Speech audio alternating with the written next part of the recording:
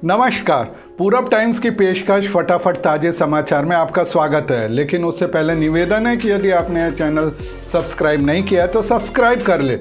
Lockdown के चलते mobile और लैपटॉप पर हो रही ऑनलाइन पढ़ाई से बच्चों का स्क्रीन टाइम बढ़ने से परेशान अभिभावकों की चिंता का सरकार ने निदान कर दिया। मानव संसाधन विकास मंत्रालय ने प्रज्ञता गाइडलाइन जारी की है। इसके तहत प्री प्राइमरी के बच्चों के लिए रोज 30 मिनट और 1 से 12वीं तक के बच्चों के लिए 30 से 45 मिनट के अधिकतम 4 सत्रों की समय सीमा तय की गई है। स्कूलों को इन निर्देशों के आधार पर ही ऑनलाइन पढ़ाई करानी होगी। केजी नर्सरी के लिए रोज सिर्फ 30 मिनट की एक क्लास, एक के लिए 30 से 45 मिनट के 2 सत्र और 12वीं तक के 30 से 45 मिनट के 4 सत्र हो सकते हैं। अमेरिका से भारतीय छात्रों के लिए एक अच्छी खबर है। जिन छात्रों के पाठ्यक्रम कोरोना वायरस के कारण ऑनलाइन चल रहे थे उन विदेशी छात्रों का वीजा रद्द करने का संयुक्त राज्य अमेरिका के विवादास्पद फैसले को सरकार ने रद्द कर दिया। एक संघीय न्यायाधीश ने मंगलवार को यह जानकारी दी। गूगल, फेसबुक, माइक्रोसॉफ्ट, हार्वर्ड और MIT विश्वविद्यालयों ने कई अन्य संस्थानों के समर्थन के साथ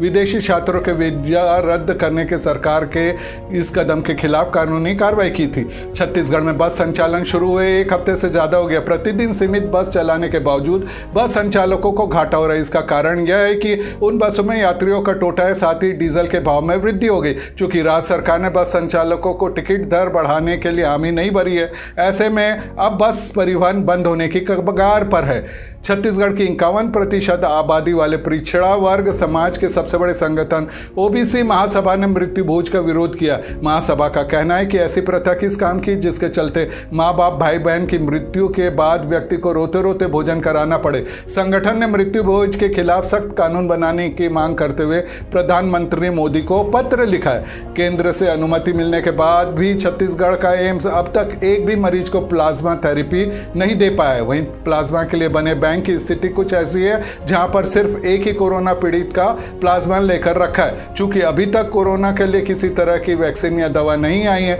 गाइडलाइंस के अनुसार MCR ने एम्स को भी गंभीर रोगियों पर प्लाज्मा थेरेपी के इलाज की अनुमति दी थी। अपनी रंगोली कला से भिलाई और छत्तीसगढ़ का नाम देश भर में रोशन करने वाले बिट्टू मोहरा नहीं रहे। 8 जुलाई को औद्योगिक क्षेत्र के एक फैक्ट्री में शीट लगाते हुए ऊंचाई से गिरकर बिट्टू बुरी तरह से घायल हो गए थे। इलाज के दौरान उनकी कल मृत्यु हो गई। रंगोली के अद्भुत कलाकार बिट्टू 3 दशक से देश भर में घूम घूम कर प्रशिक्षण, कार्यशाला व प्रदर्शनी आयोजित करते थे। उनकी समसामयिक रंगोलियां अद्भुत होती थी। उनकी इस कला के दीवाने देश भर में स्तब्ध हैं।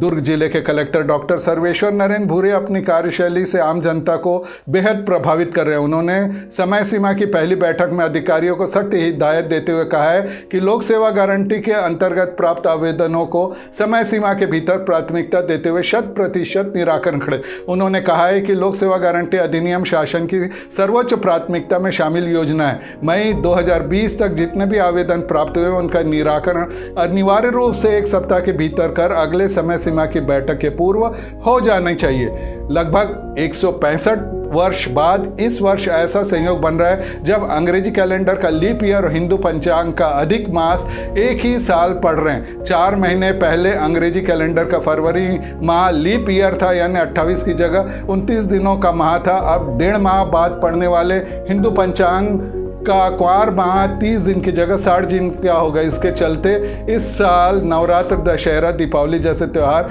20 से 25 दिन आगे पड़ेंगे।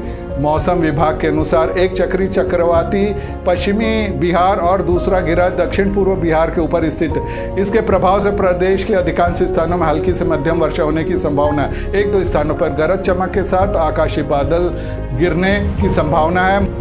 मध्य छत्तीसगढ़ यानी कि रायपुर, दुर्ग, भिलाई, राजनांदगांव इत्यादि में भारी वर्षा की संभावना है।